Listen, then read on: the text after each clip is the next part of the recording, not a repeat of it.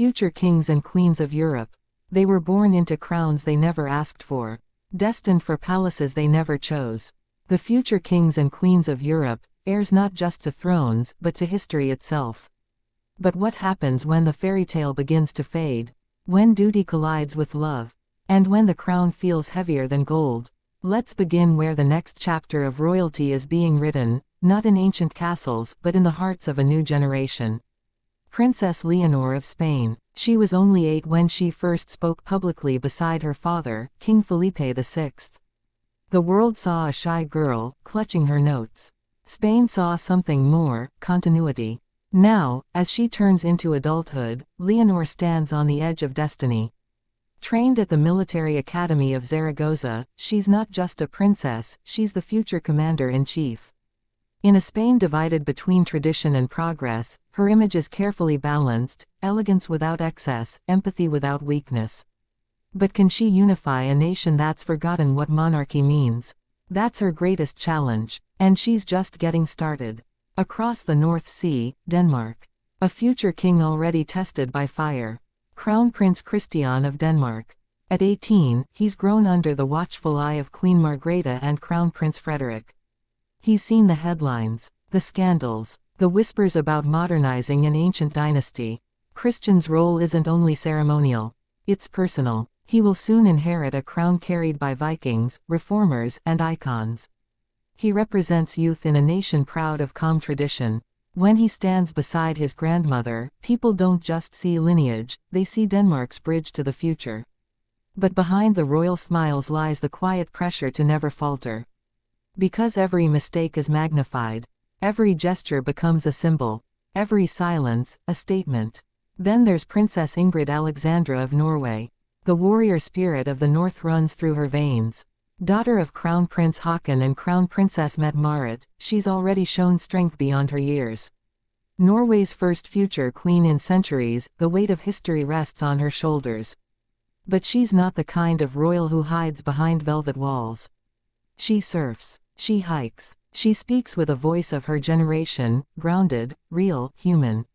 When she gave her first official speech, she didn't sound rehearsed.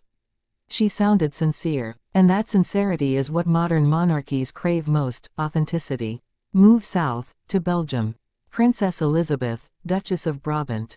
Calm, focused, intelligent. Her training at the Royal Military Academy wasn't symbolic, it was strategic. She's preparing to be queen in a multilingual, multicultural kingdom. Belgium needs unity, not perfection. And Elizabeth knows that. She once said, "Service gives purpose." A short phrase, but in it lies the entire philosophy of the monarchy's survival in Europe, service over spectacle. Her poised presence reminds many of a young Queen Matilda, her mother, and yet, Elizabeth has carved her own path. Reserved, but never distant. Dutiful, but deeply human. The Netherlands, Crown Princess Catharina Amalia. Her story is not one of glamour, but of resilience. As the eldest daughter of King Willem-Alexander and Queen Maxima, she was thrust into public scrutiny far too early. A leaked photo here, a harsh headline there. The pressure grew, until it became dangerous. Threats forced her to leave her student life and return to the palace. Behind those palace gates, the weight of being, the future queen of the Netherlands, grew heavier than ever.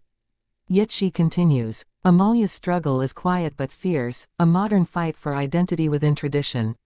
And when she re-emerges, the world will see not a girl hidden by duty, but a woman refined by it. Then, the United Kingdom. A monarchy that defines the word itself. The late Queen Elizabeth II left behind not just an institution, but a blueprint for endurance.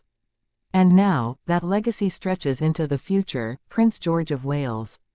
The child who has already been watched by millions since birth. His mother, the Princess of Wales, shapes his world with gentle strength. His father, Prince William, prepares him for a destiny both sacred and impossible. George represents continuity, but also change. His generation is digital, transparent, unfiltered. He will inherit a crown that no longer commands by decree, but by example. And when that day comes, he will have to prove that royalty can still matter in a world that questions everything. Further north, Sweden. Crown Princess Victoria's journey is already a legend. She fought through personal battles, from eating disorders to public scrutiny, and came out stronger. Her daughter, Princess Estelle, already embodies that same resilience. Playful, bright, and adored by the public, Estelle has become Sweden's little sunshine. But beneath the smiles lies an awareness beyond her years, that every camera flash today is part of a story she will one day carry. Sweden's monarchy is one of the most modern, and Estelle is growing up in an age where being royal means being relatable. And she does that effortlessly. Monaco, the small principality with a grand legacy. Prince Jacques and Princess Gabriella, the twins of Prince Albert and Princess Charlene, are still children. But their story is already cinematic. Born into glamour, surrounded by rumors, raised between two worlds, duty and family. Monaco's royal future depends not just on power, but on presence. Jacques may be heir, but Gabriella has captured hearts with her confidence. The Grimaldi legacy, one of charm, tragedy, and resilience, lives through them both. Every one of these heirs is growing up in a Europe that's changing faster than tradition can keep up. Monarchies are no longer symbols of absolute power, they are symbols of continuity, of identity, of shared history. But that comes with risk. In the age of transparency, every royal mistake is amplified. Every silence is a statement. Every smile, a strategy. What connects them all, Leonor, Christian, Ingrid, Elizabeth, Amalia, George, Estelle, Jacques, is not just birthright. It's balance. Between modernity and memory. Between heart and history. They must learn to be leaders in a world that doesn't always want to be led. But behind the jewels and ceremony lies something deeper, family. Each of them, before they are heirs, are sons and daughters. They laugh. They argue. They love. They watch their parents navigate impossible expectations, and they know, one day, those expectations will be theirs. Imagine Princess Leonor standing beside her father at a military parade, realizing that one day, that salute will be hers to command. Imagine Christian of Denmark at a state dinner, watching his father speak, knowing his own words will one day carry the same weight.